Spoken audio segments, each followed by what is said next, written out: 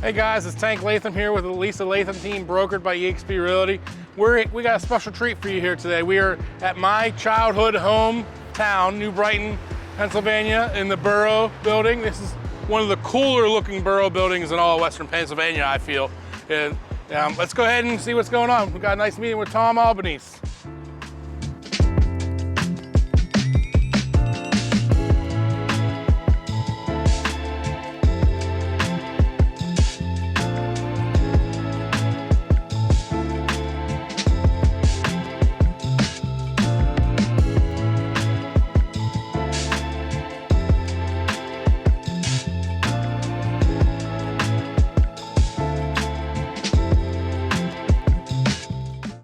Hey guys, it's Tank Lathom here with the Lisa Lathom Team, brokered by EXP Realty. I'm sitting here in beautiful New Brighton, Pennsylvania in the municipal building with my good friend Tom Albenese, the township manager. That is right, township manager. Borough Manager. Brighton Borough, yeah. That's right, the boroughs. All right, you want to tell us a little bit about what's going on in New Brighton lately? There's a lot of things going on. You got a lot of great things going on down here. We do, and I think we have some exciting projects that are just kicking off right now. We're doing a lot of infrastructure projects. We pride ourselves in investing in the community and investing in the town. So if anybody's driving around town right now, you're going to see that we have started a project on State Route 65. So in preparation of that's Mercer, correct? That is 5th Street by Pizza Joe's, up the hill past the Corner Grill, on to Mercer, and then North Mercer, right before we take the bend into Doherty Township, where they have a township manager. Okay.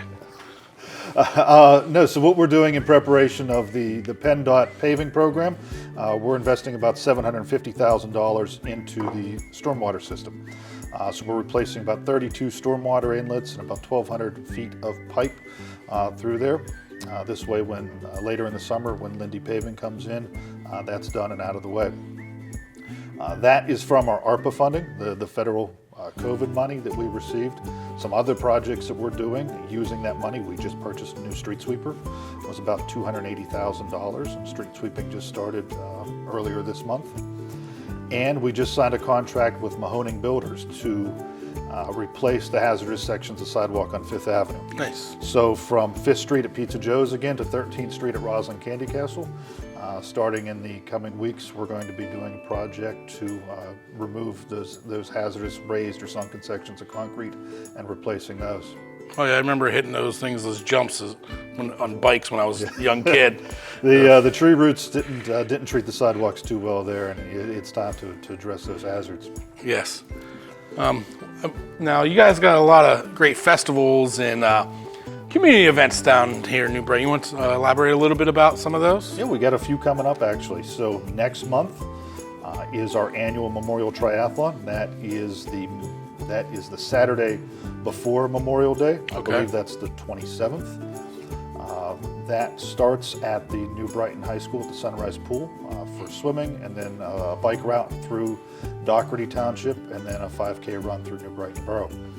If anybody's interested in registering for that event, they can visit the New Brighton Area Recreation Commission website, nbarc.net. Then on Monday, on Memorial Day, will be our Memorial Day Parade. Nice. It's always a good time. It is. That's organized by the Memorial Day Association, starts at 10 a.m., travels 3rd Avenue, and concludes in Townsend Park across the street where a memorial service is held. A couple new events coming up after that. The inaugural Beaver County Barbecue and Brews Fest. Yeah, I've heard a lot about that. That's going to be on Saturday, June 3rd. That's organized by the New Brighton Rotary Club, Big Brothers, Big Sisters, and the New Brighton Civic Women's Club. Yeah. The following week, one of our local businesses, Honeybee Boutique, is holding a boutique event in the downtown where they're going to have several vendors lined up throughout the downtown and showcase their products and services.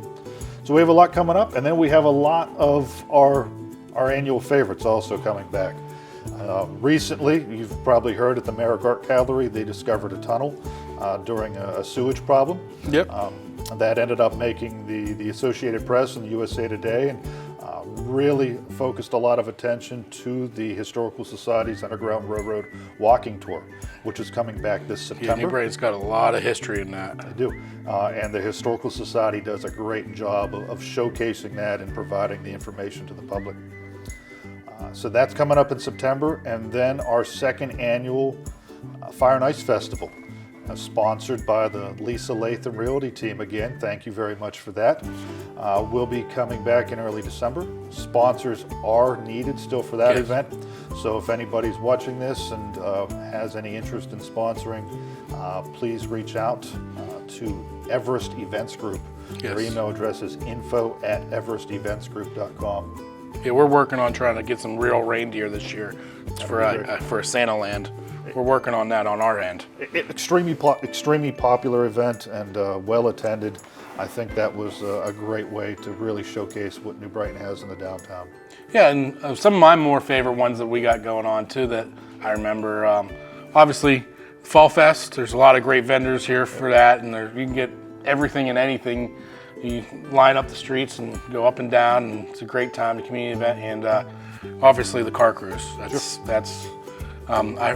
Is there anything different going to be happening with the car cruise this year, or? Not that I'm aware of.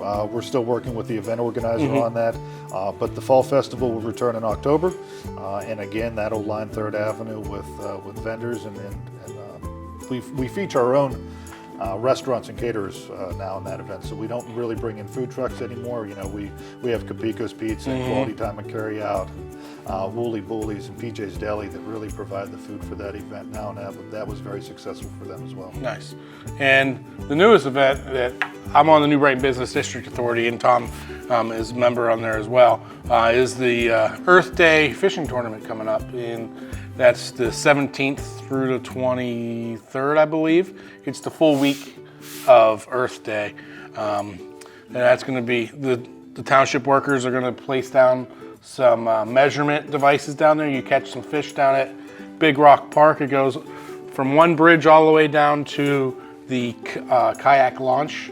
And that's where you can take pictures of your fish and release them. And the people who have the most fish, the biggest fish in the viewer's choice, gets prizes, which are all located at Quality Time right now as well.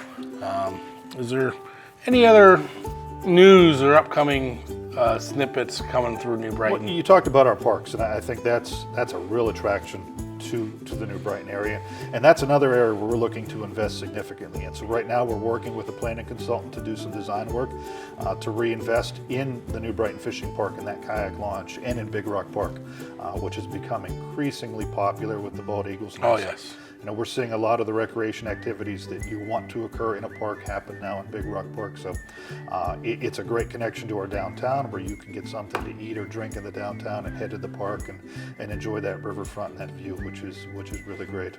Yeah, well, there's a lot of great things going on down here in New Brighton. If you ever have any questions, feel free to reach out. Thank you so much there, yeah, thank Mr. you, Albanese. Tank. Always a pleasure. Always.